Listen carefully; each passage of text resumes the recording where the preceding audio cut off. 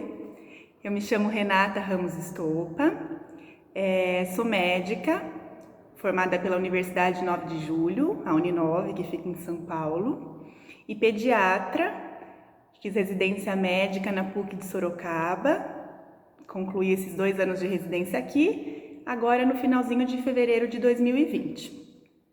Essa semana eu fui convidada pelo professor Alexandre para participar desse vídeo, contando um pouquinho para vocês sobre toda a minha trajetória, desde o início dos meus estudos, desde o início do Rubens de Faria, quando eu estudei lá, né? E contar um pouquinho dessa trajetória, e eu posso dizer que aceitar esse convite me levou lá atrás, em 2013, mais ou menos, um pouquinho antes até, trazendo uma avalanche de recordações maravilhosas e que se eu fosse ficar aqui contando para vocês um tanto da minha vida, ia ficar até amanhã. Bom, diferente de muitos colegas meus, eu nunca soube o que eu queria fazer, tá? De faculdade. Não sabia qual profissão escolher desde o início, como tem gente que desde criancinha já fala, né, que quer uma profissão. Eu nunca tive essa escolha desde o início. Porém, eu sempre fui uma pessoa muito focada, muito dedicada, muito determinada no que eu queria. E sempre gostei de dar o meu melhor em tudo que eu fazia, independente das condições que me cercavam. Eu venho de uma família muito humilde, meu pai é chaveiro, minha mãe professora. Eu sempre soube por eles, né, pelas conversas que a gente tinha, que se eu fosse fazer um dia uma faculdade, eu teria que trabalhar para pagar, né, por essa faculdade, pagar as mensalidades, porque eles não teriam condições financeiras para garantir os meus estudos e do meu irmão. Por outro lado, dentro de casa, a gente podia não ter dinheiro, mas sobrava muito amor, né? Educação, respeito, diálogo. Eles nunca me cobraram boas notas desde o início dos meus estudos. Meu boletim, eles nem cobravam que vissem, né? Que eu apresentasse para eles, porém eles sempre me cobraram valores importantes, que eram humildade, integridade e verdade em tudo que eu fazia. Eu cresci escutando do meu pai que eu tinha que matar um leão por dia para eu poder chegar nos meus objetivos, chegar onde eu queria. E foi assim. Eu estudei em escola pública a vida toda, e quando eu cheguei às vésperas de um passo muito importante para a minha vida, né, que seria entrar no ensino médio, parei, pensei, se eu realmente quisesse escolher uma faculdade, né, escolher um curso, eu teria que ter um ensino médio de qualidade. Então eu tinha que focar agora bastante.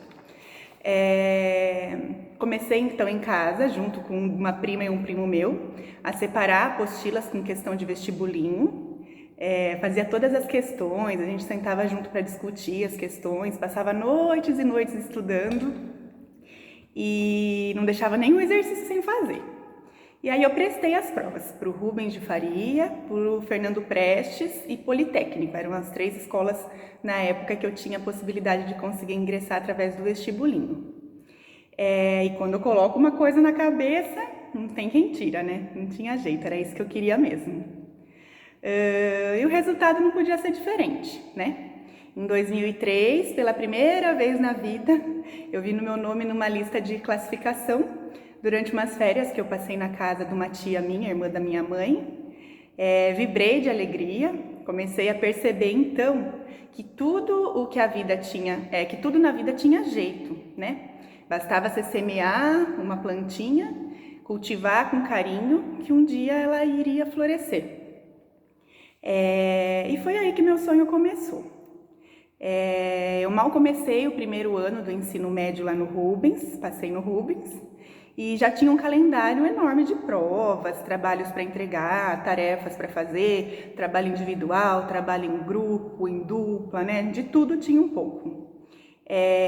E aí conheci os meus grandes mestres, que aqui eu faço questão de citar o nome daqueles que marcaram muito minha vida, que são a Cidália, o Moura, o Márcio, a Lúcia, a Márcia, a Guaraci, o Renatão, a Cíntia, a Fátima. Eu não sei se hoje eles estão por aí, mas se eles estiverem vendo esse vídeo, eu queria deixar o meu enorme agradecimento e mandar um beijo bem forte no coração de vocês. E é claro que eu não posso esquecer do Alexandre, mas ele vai ter uma parte especial um pouquinho mais pra frente na minha história. Que tanto pegavam pesado com a gente, então, esses professores, né, no conteúdo das matérias, provas, em literatura eram livros e mais livros para ler, que tinha que seguir, né, respeitando aquela literatura obrigatória nos vestibulares de todo o Brasil, a gente tinha que ler todos, interpretar todos, tinha prova de todos. E eu sempre, como fui muito exigente, eu não gostava de tirar o I, né, do insuficiente e o B de bom. Eu sempre queria um boletim com MB, né, tudo muito bom. E eu me cobrava por isso, tinha gastrite por isso, ficava nervosa por isso, mas depois a gente vê que a gente aprende a lidar com essas cobranças, né, e que tudo acaba valendo a pena. Antes, eu trabalhava nessa época vendendo salgado numa cantina que tinha dentro da escola que minha mãe dava aula. E muitas vezes, devido a essa correria de trabalhar também e estudar, eu passava noites em claro estudando em véspera de prova para cumprir o prazo de entrega do TCC, por exemplo, né, que na minha época, não sei se hoje ainda tem, mas era obrigatório no final do terceiro ano. Para entender os exercícios de estatística, análise combinatória que o Renatão dava, eram as provas mais difíceis. Enfim, foram 3 anos de muito estudo, suado, porém que me deram uma bagagem enorme para enfrentar todos os vestibulares que viriam ali pela frente e também uma bagagem para a vida, né? E que bagagem! Como nem só de estudos vive o homem, né? Ao mesmo tempo em que desde o início tudo foi muito difícil, os estudos, quantidade de provas, desde a primeira semana que eu pisei no Rubens, eu descobri que ali, naquela escola, tinha um hino e cantava assim: quando eu era criança, a mamãe dizia, meu filho, você vai pro Rubens de Faria. Agora que eu sou grande, mamãe tinha razão, Rubens Faria é de você meu coração. E que esse hino era puxado por um professor íntegro, de uma energia e um espírito solidário ímpares, e que quando ele começava a primeira frase do hino na quadra, todos os alunos se levantavam, cantavam juntos, era tipo um coro, sabe? Cantavam com orgulho, eu também no meio, né? Aquele orgulho no peito que chegava até a arrepiar a gente. Parecia uma final de futebol americano.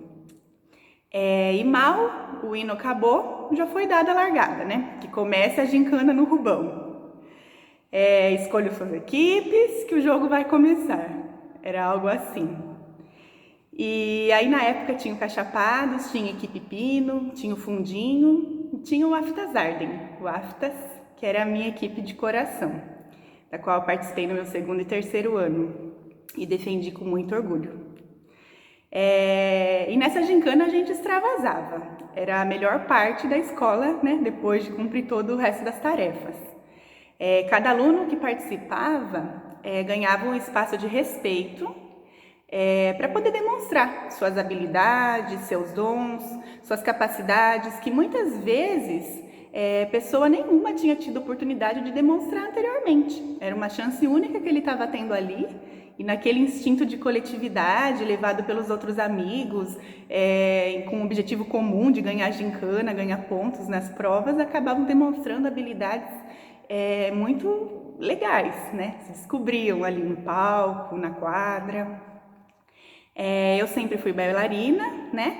E posso dizer com orgulho que todas as danças que eu criei para o Aftas, no palco do Salão Nobre, foram feitas com muito prazer, dedicação. A gente ensaiava horas e horas, né? Eu, as meninas, até os meninos às vezes dançavam. Tinha dia que a gente ficava até a noite lá, quando já estava funcionando o curso técnico no período noturno, bolando as fantasias, fazendo fantasia lá no Salão Nobre, colocando a criatividade mesmo em prática, né? E fazendo com pouco que a gente tinha. A gente trazia de casa, comprava retalho, tecido e se virava. E como era saborosa cada vitória que a gente conquistava pela nossa equipe. Era uma delícia.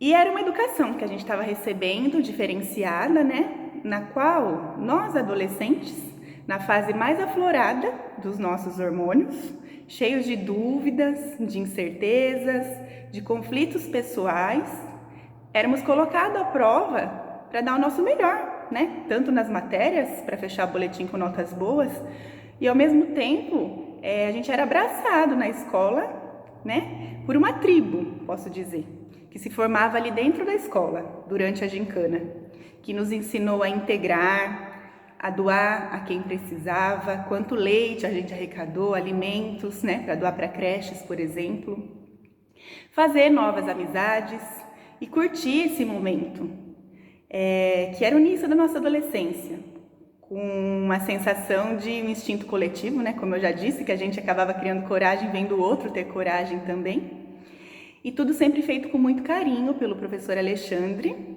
que sempre foi um paizão pra gente, né?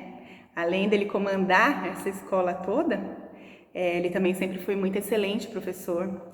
Eu lembro das aulas que ele dava de fisiologia, da parte cardíaca, do sistema circulatório, e foi ali que eu comecei a ter um pouco do gostinho pela medicina, né?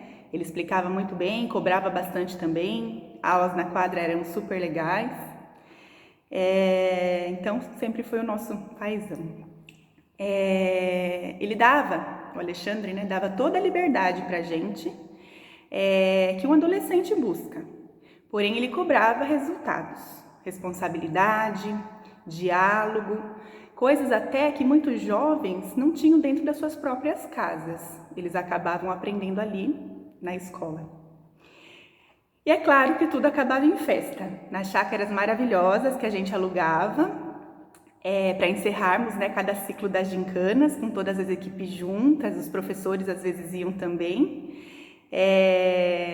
E a gente comemorava aquele momento delicioso que vai ficar para sempre, né, nas nossas memórias, além de ter participado, que eu me lembro bastante, de uma festa junina, e o Alexandre me prometeu que se eu fosse a pessoa, Miss Caipirinha, né, que vendesse mais votos junto com o meu casal Caipirinha, que ele ia me dar uma viagem para Porto Seguro no 3º ano, porque eu não tinha condições de ir. Quase minha classe toda ia e eu não ia ter como ir. E aconteceu.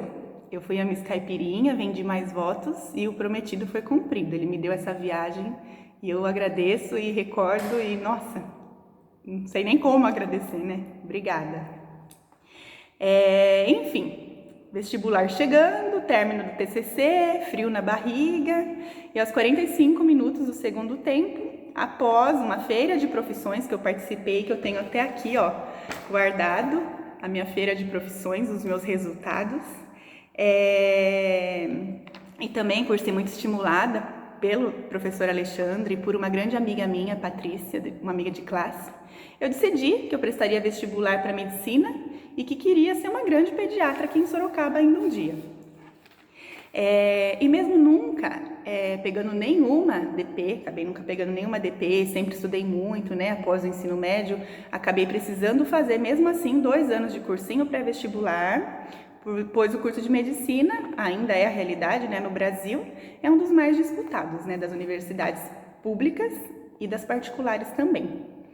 E lá estava, mais uma vez, me matando de estudar, por vezes deixando a família, namorado, tudo por um objetivo maior, que era de ser médica nesse momento. Esses 2 anos e meio de cursinho que eu precisei fazer, eles só foram possíveis porque eu consegui uma bolsa de estudos, né? Meus pais trabalhavam muito, eu também trabalhava na época ainda vendendo salgados para a gente conseguir pagar o restante do valor, né? E aí surgiu um ponto importante. Enquanto eu fazia o cursinho, eu fui fazendo as provas do Enem. Por que eu sabia das provas do Enem e do ProUni, né? Que ainda existe hoje em dia. Porque eu fui convidada no 3º colegial para escrever uma matéria em um jornal que a gente tinha no Rubens, eu tenho uma cópia daquela edição. O jornal chamava Informação, e a matéria que eu fiz, que eu escrevi junto com outras 2 amigas que a gente pesquisou para escrever, era sobre o ProUni. E foi aí que a gente ficou sabendo que existia o ProUni, que existia o Enem, que existia essa possibilidade da gente conseguir um acesso a uma universidade, né, de graça, né, gratuito. E aí eu descobri o programa, comecei a fazer cursinho, continuei estudando loucamente para conseguir tentar talvez uma bolsa por aí, que seria talvez um meio mais fácil, né? Um atalho do que eu conseguir uma faculdade pública, né? Que não era tão fácil. E aí eu fui aprovada no curso de medicina. Eu consegui uma nota legal no Enem, me inscrevi pelo ProUni, acabei conseguindo, porém não era em Sorocaba, na PUC, como eu queria, que era fácil, eu estava aqui com os meus pais. Era um curso lá em São Paulo, como eu já falei anteriormente, na Universidade 9 de Julho, e eu precisaria me mudar para lá, garantir estadia, né? Então, de morar, me alimentar, transporte, eu ia e voltava de ônibus, né? Pegava o Cometa na época. Tinha essas despesas todas, né? Com alimentação. Então, eu fiquei preocupada, não sabia se meus pais conseguiriam dar conta de me ajudar quanto a isso, mas eles fizeram o possível e tudo deu certo no final das contas, né? Mas toda essa preocupação não me impediu, não, de sair de casa. E aos 20 anos eu saí. Fui morar em São Paulo e fui iniciar essa minha jornada como estudante de medicina. Toda feliz. De lá para cá foram 6 anos, né, de graduação. 3 anos e meio depois que eu me formei, vim para Sorocaba. Trabalhei no programa Mais Médicos, que é em comunidades carentes da região, né? E depois fiz a prova para residência e consegui passar na residência aqui em Sorocaba. Foi a única que eu prestei, era aqui que eu queria ficar, que eu acabei me casando depois da faculdade. Meu marido também é daqui. E aí acabei prestando residência aqui em Sorocaba, na PUC, e passei. E aí fiz esses 2 anos de especialização em pediatria, concluindo agora, em fevereiro de 2020. Enfim, pediatra. E o que eu posso levar de lição para a vida toda e contar para vocês é que eu aprendi em todo esse meu percurso que a vida não é fácil para ninguém. Começa daí. Ainda mais para gente que não nasce em berço de ouro, que tem que suar sangue para conquistar cada vitória, mas que o sol nasce para todo mundo e que basta a gente também saber aproveitar as oportunidades que aparecem. Todas, desde a mais simples até aquela mais difícil. E também a gente tem que ter Deus no coração. Fazer o bem, porque esse sol há de brilhar e atingir todos ao seu redor. É claro que família, mestres, professores e algumas pessoas foram fundamentais e figura-chave, né, para eu chegar onde eu cheguei. Para ir subindo degrau por degrau e para atingir todos os meus objetivos. É impossível você subir vários degraus de uma vez só, tem que ir um por um, aos poucos. E como eu estava falando, é claro que a família, os mestres, professores e muitas pessoas especiais que passam pela nossa vida são pessoas fundamentais, são figuras-chave, né? Durante cada degrau que a gente sobe na vida, atingindo passinho por passinho, lentamente, como uma criança que está aprendendo a caminhar, nunca dá um passo maior que a perna, né? Mas sempre está ali, se manter firme, sonhando, porque tudo que você sonha um dia você vai realizar, desde que você lute por aquilo que você quer e abra mão de algumas coisas, né? Cada escolha que a gente tem, uma renúncia na vida. Então, queria agradecer imensamente ao professor Alexandre, à Escola Rubens de Faria e Souza, por poder compartilhar com vocês um pouquinho dessa minha história, da qual eu me orgulho demais, os meus pais se orgulham demais. Compartilhar com vocês que estão aí nesse início de estudos, prestes às vezes a prestar o vestibular já no 3º ano, né? Eu espero hoje que eu tenha plantado uma sementinha, né, de vontade de vencer dentro do coração de cada um de vocês, lembrando que a vida não é só estudos, que tem os momentos de diversão também, e que são eles que fazem parte da nossa higiene mental para a gente conseguir focar e com força nos estudos, né, para a gente poder chegar lá. E o que eu deixo aqui para vocês é foco, tenham dedicação E desejo muito sucesso para todos vocês. Aproveitem muito as oportunidades que a vida dá para cada um. Um beijo!